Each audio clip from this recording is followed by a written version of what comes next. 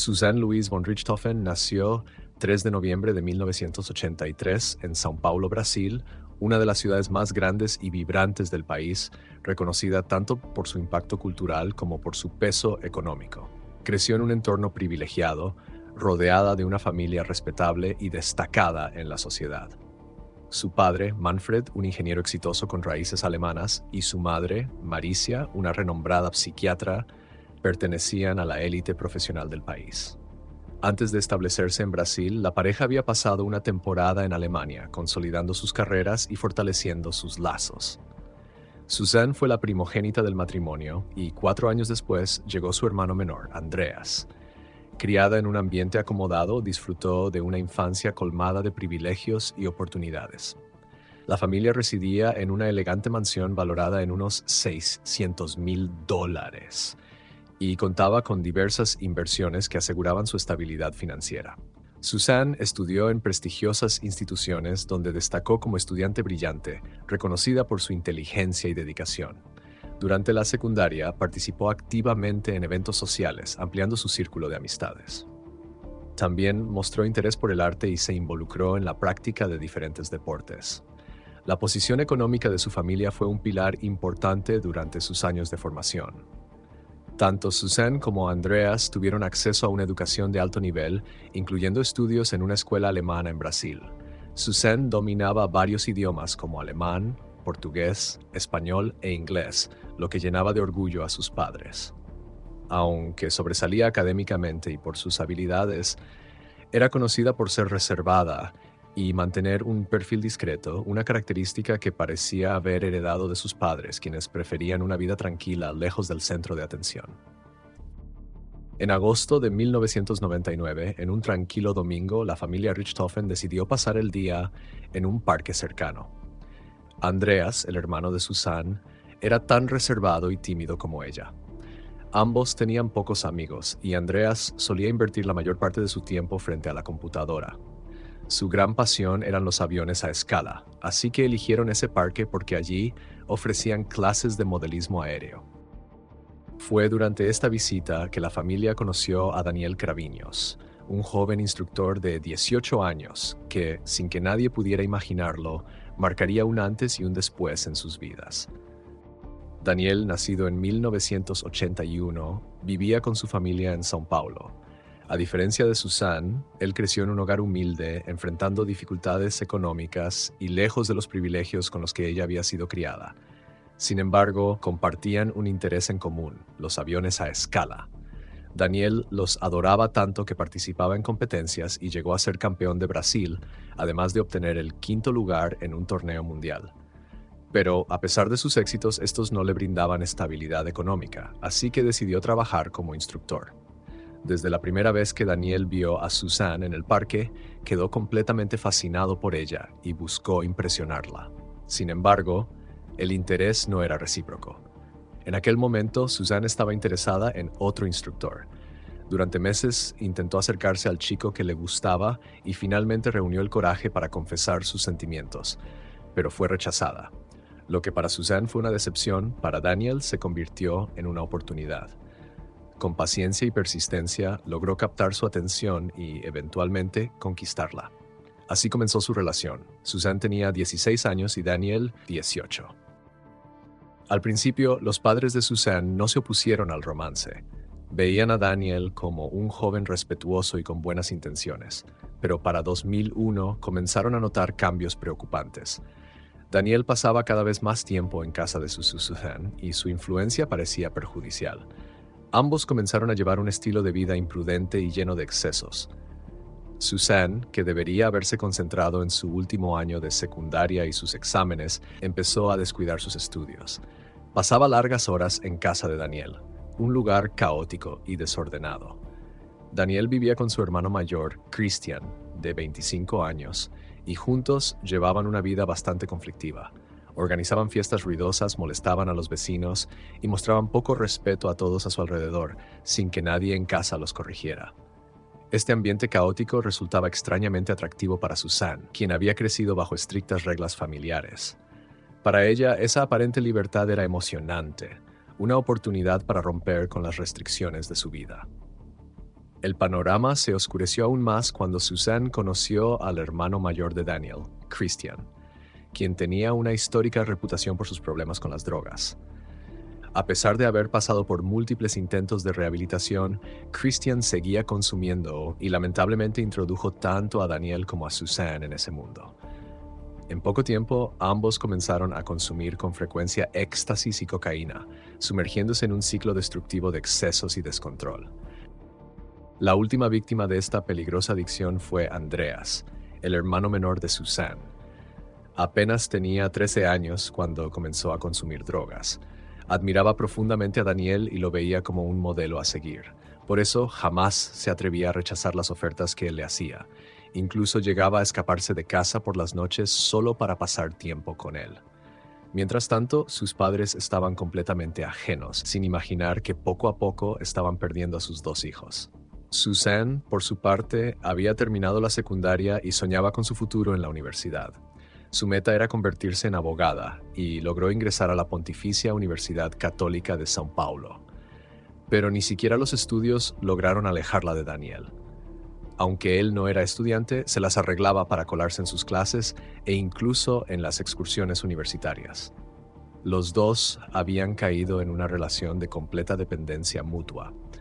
Daniel, por otro lado, había renunciado a su trabajo como instructor de modelismo aéreo, una profesión que nunca le apasionó y que hacía solo por dinero.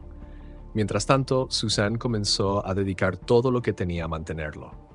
Para seguir financiándolo, empezó a pedir más dinero a sus padres, quienes siempre habían sido generosos al cubrir los gastos de su educación sin cuestionar demasiado.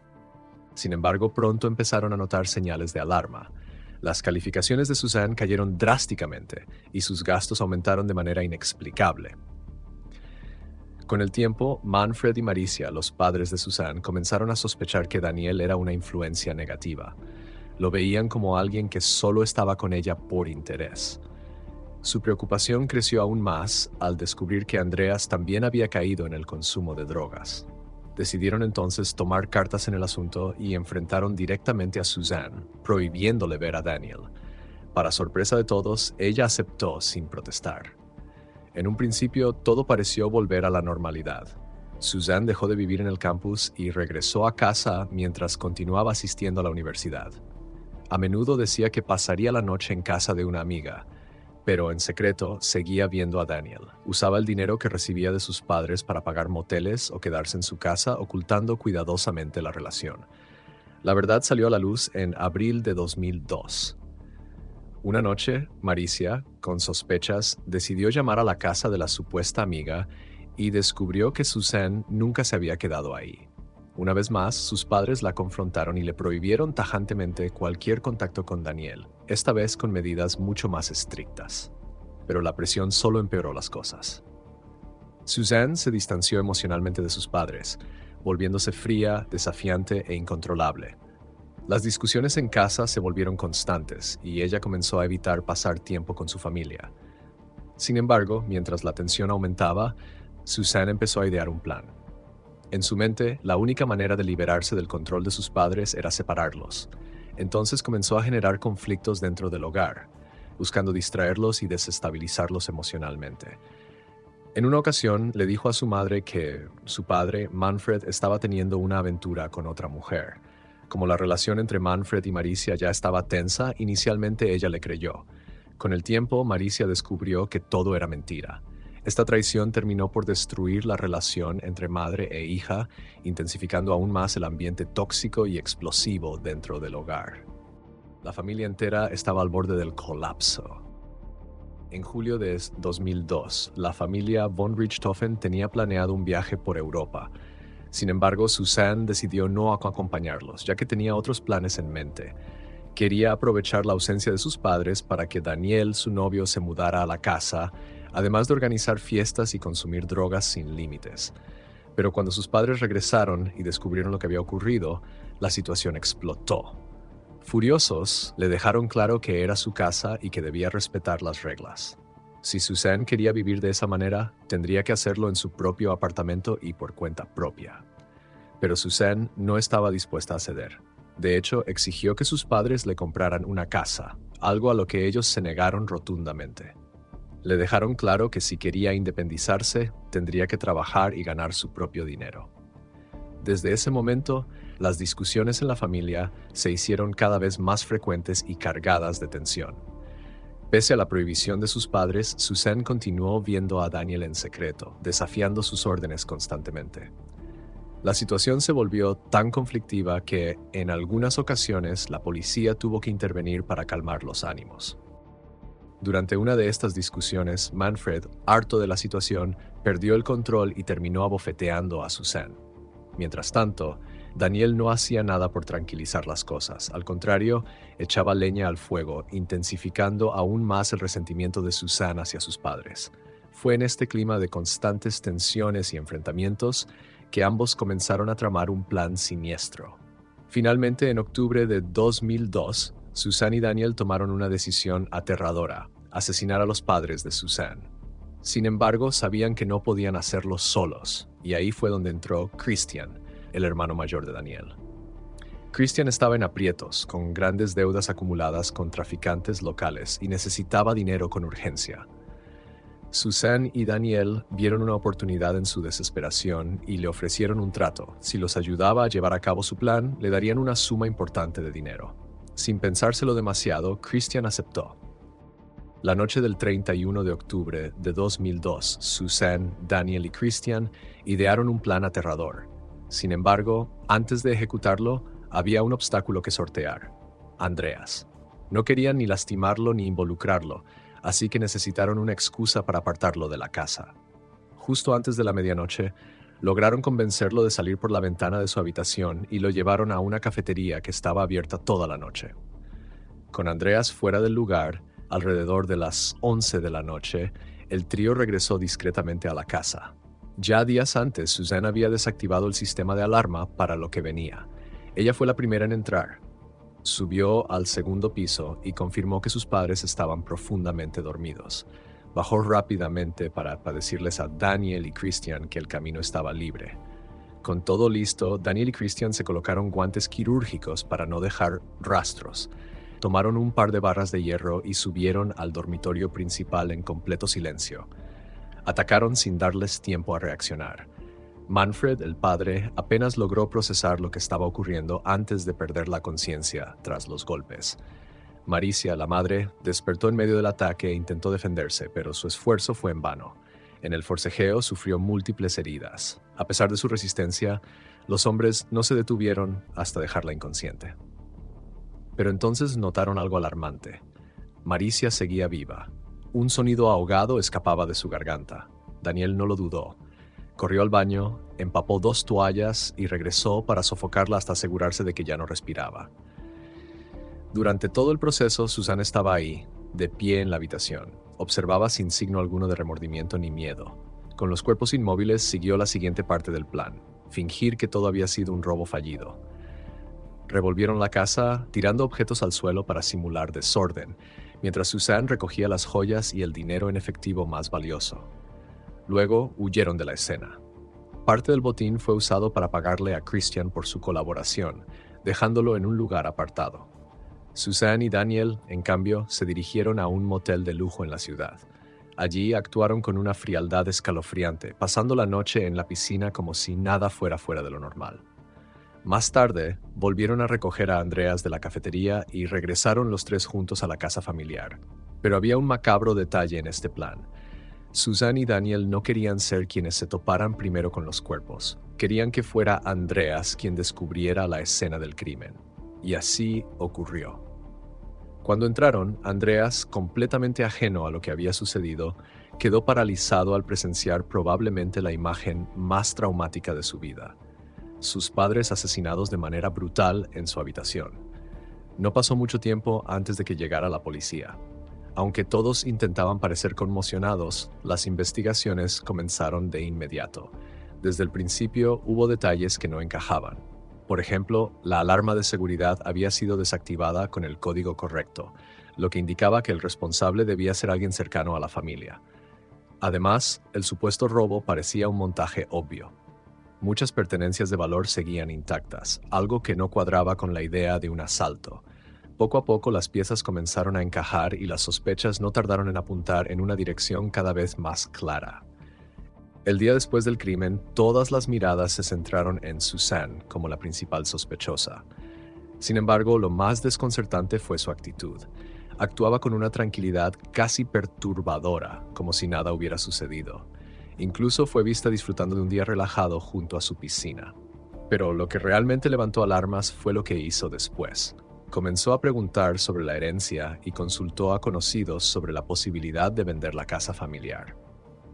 Para los investigadores era solo cuestión de tiempo antes de que cometiera un error que desenmascarara su implicación. Sin embargo, el primer gran giro no vino de Suzanne, sino de Christian. Días después del crimen, usó parte del dinero recibido para comprarse una motocicleta, lo que inmediatamente alzó sospechas. Y cuando fue llamado a testificar, no soportó la presión. Terminó confesando todo. Poco después, Christian Craviños, Daniel Craviños y Susanne von Richthofen fueron arrestados y acusados de llevar a cabo el escalofriante doble homicidio de Manfred y Maricia. Lo que nadie vio venir fue lo que ocurrió después. En una decisión judicial sumamente polémica, Susanne fue liberada esa misma semana. Esto desató un escándalo mediático. La opinión pública, influenciada por su imagen de joven ingenua, empezó a creer que ella era una víctima manipulada por Daniel, quien ya tenía antecedentes cuestionables. El proceso judicial se extendió por más de 4 años, durante los cuales Suzanne no pudo acceder a la herencia familiar. A lo largo de este tiempo, intentó proyectar la imagen de una víctima arrepentida, asegurando en varias ocasiones que había sido manipulada.